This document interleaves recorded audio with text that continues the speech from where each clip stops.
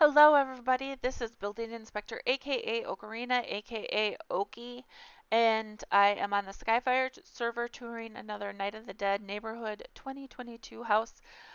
This time it is plot 2, and it's called Hallows Eve B and B. It is decorated by Ashley, and the owner of the house is Briar, Briar, and it is vacant estates of unrest on the Freeport side. And I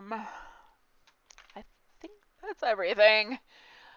And All Hallows Eve invitation by Hallows Eve. Okay. And it looks like there's a house actor here in a broom.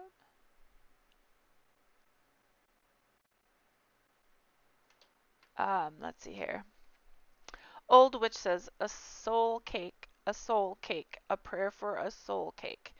You'll be offered a cake and told for whom ye should pray. May ye choke on every crumb and find praying and eating at the same time as miserable as the torment I endured riding hungry on my broomstick. You were riding it. Okay. Well, you know, you could pack a snack.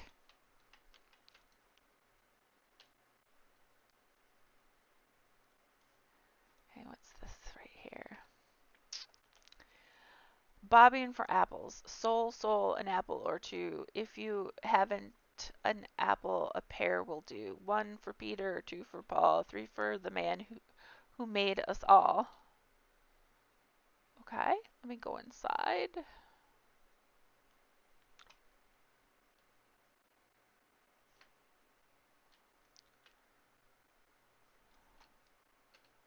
see here.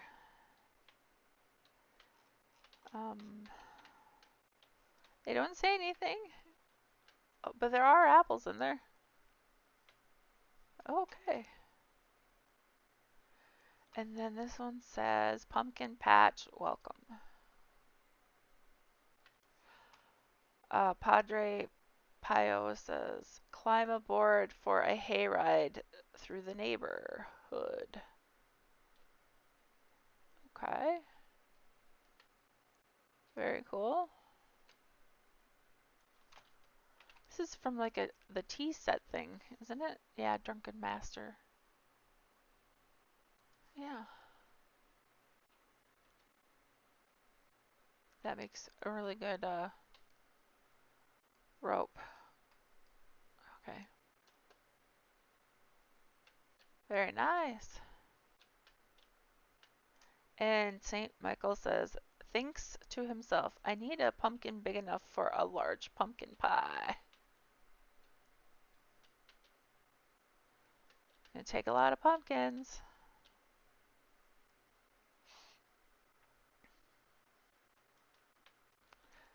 I don't think anything's in the water, but I'll quick look down. Okay, nothing's in the water. All right.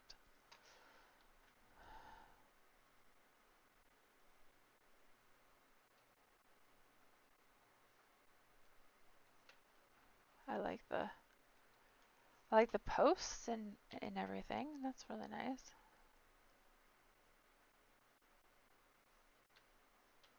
Very cool. I like how you kept it going. I forgot to show that when I did the commons area. There's windows. I like how you have the pumpkins on top of the pillars there. I'm going on this side just in case.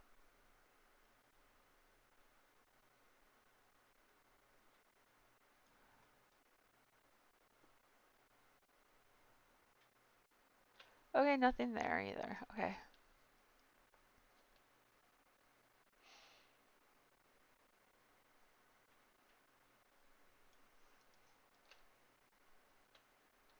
Open up. Oh, here we go. Let's see here. They wave but don't say anything. All Hallows Eve celebrations by Hallows Eve. All Hallows Eve celebrations, trick or treats, old style. Begging at the door grew from an ancient English custom of knocking at doors to beg for a soul cake, in return for which the beggars promised to pray for the dead of the household. Soul cakes, a form of shortbread and sometimes quite fancy, with currants for eyes, became more important for the beggars than prayers for the dead, it is said. Florence Berger tells in her Cooking for Christ a legend of a zealous cook who vowed she would invent soul cakes to remind them of eternity at every bite. So she cut a hole in the middle and dropped it in hot fat, and lo, a donut. Uh, circle that is the circle that it is. It suggests the never ending of eternity, truth or legend. It serves a good purpose at Halloween. The refrains sung at the door varied from a soul cake, have mercy on all Christian souls for a soul cake, to the latter, soul, an apple or two. If you have an apple, a pair will do, one for Peter, two for Paul, three for the man who made us all. Here they had either run out of soul cakes or plain didn't care. Charades, pantomimes, and little dramas, popular remnants of the miracle and mortality, plays the Middle Ages, commonly rehearsed the folks in the reality of life after death and the means to attain it. It is probably from these that the custom of masquerading on Halloween had its beginning. The folly of a life of selfishness would be the message pantomimed by the damned. The torment of waiting, the message of the souls from purgatory, the delights of the beatific vision and message of the heaven sent. Together they warned the living to heed the means of salvation before it was too late. Doubtless the presence of goblins and witches with cats, ancient symbols of the devil, were remnants of pagan times, bespeaking to Christians of spirits loosed from hell to uh, keep track of their own and herd them back at cockcrow. Saint Saens Daints Cabre, with death fiddling his eerie spell over the graveyard, fascinated us all the years of growing up, waiting for the sound of cockcrow, which would send the souls scuttling back to uh, their graves, was almost too much suspense to bear. Little did we know that it was inspired by old French customs and superstitions on All Hallows Eve. The familiar harvest fruits, corn stalks, and pumpkins were seasonal, although there is an old Irish legend about a miser named Jack who was too stingy to go to heaven and too clever to go to hell, so that he had to spend eternity roaming the earth with a lighted pumpkin for a lantern. The appearance of jack-o'-lanterns has always seemed much more reasonable than that. These were ages when death was a serious and acceptable meditation. Christian art shows skulls and bones as a commonplace of interior decoration, at least in the cells of the convents and monasteries. Vigils were kept by the graves, and lights and bread left for the dead, all for the twofold purpose of recalling those dead and remembering that one day you would be dead. Surely it was some bright boy stumbling over a pile of pumpkins by his father's barn who hit on the notion of carving a grinning death's head to carry, lighted by a candle under his arms. Note, the author of the article from which this information was taken, Mary Reed, New England, continues on to explain how her family celebrates All Hallows Eve. The full article can be found at https://www.catholiceducation.org/en/culture/catholic dash or hyphen, which whatever you want to call it, contributions slash all hyphen hollow hyphen s hyphen eve dot html. Okay, and I just did something with building. Okay, what am I doing? All right, let's see here. Like your custom furniture, that's cool. Very nice. I got to take a better look at this table over here. Very cool. Use the triangle and yeah, that's nice. Like the rug, or rugs, I should say, because it's got all three colors. I guess I didn't realize we had three colors. I thought we had like two colors. Okay. I haven't been paying attention. Uh-oh. Is this the same book? I hope so. Uh-oh. I think that's different than this. Yeah. Okay. All Hallows Eve. A brief history. All Hallows Eve. Not that the Mass of the day has mentioned of black cats or the divine office of witches, but for so long Halloween meant nothing but parties and vandalism, but Halloween came out of the liturgy. Anyway, people still doubt it, even when you show them at that Halloween is All Hallows Eve, which is the night before All Saints' Day.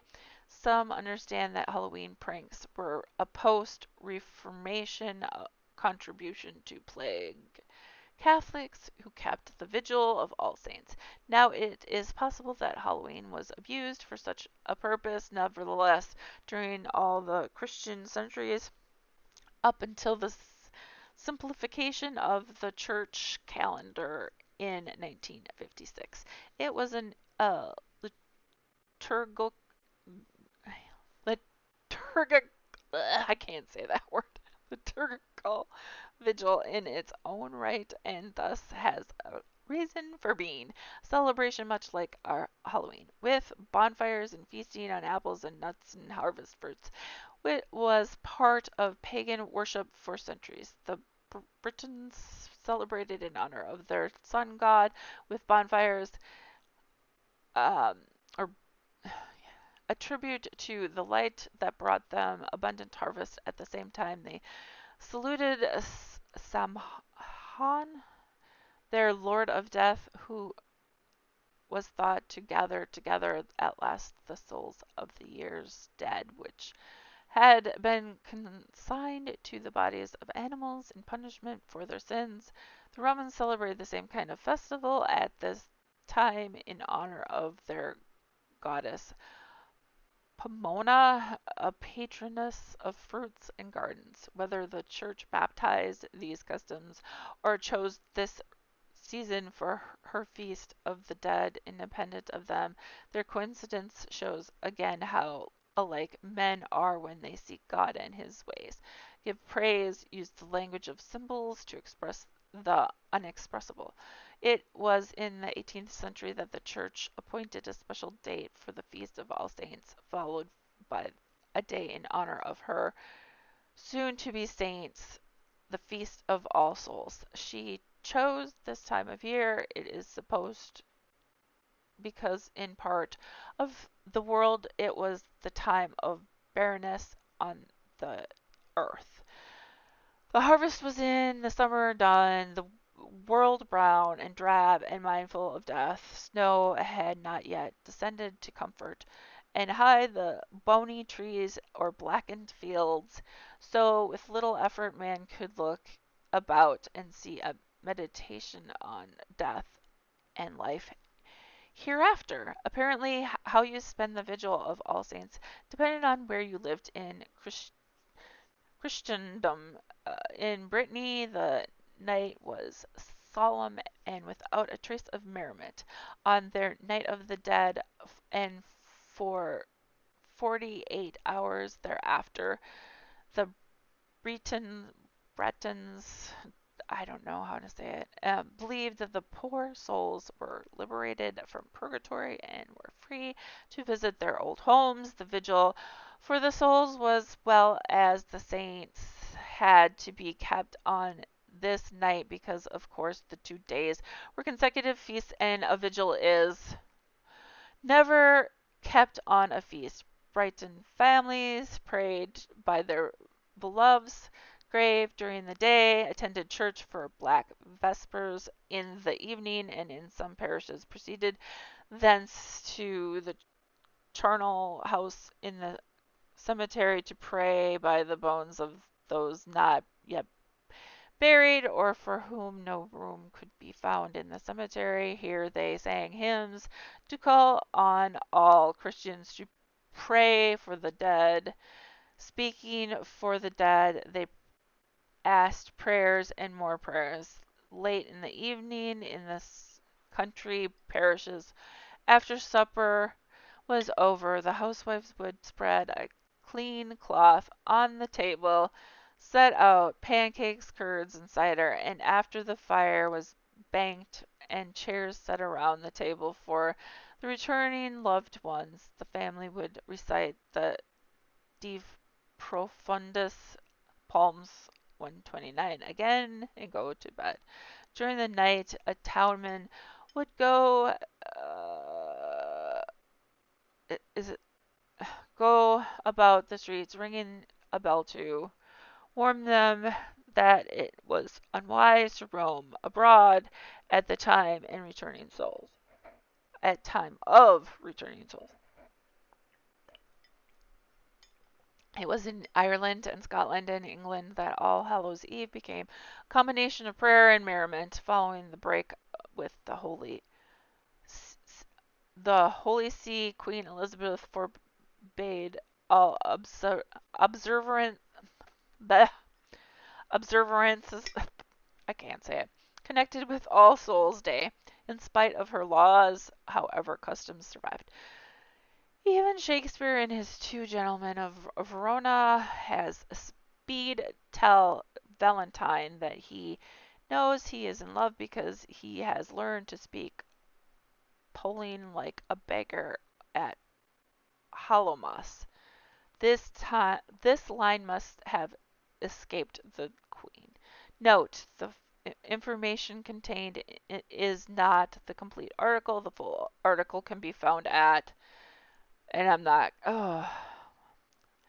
https://www.catholiceducation.org/en/culture/catholic-eve.html. I have a feeling I know who this is. they, they love to give me novels to read. Love it. I think they just like laughing at me because I can't pronounce everything. Oh, very nice. These must be crafted doors because that's a lot of doors. Oh, it's just showing the display case, but yeah. Anyway, like it. Yeah, I use that as a sink in a house, and I love it. I love it as a sink. Nice fridge.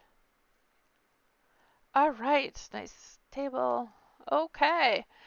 Thanks for watching, everyone, and I think that is everything. Oh, there's one more plot I forgot. I did so much reading I forgot. So I'll see you in the last plot. Thank you, and see you there.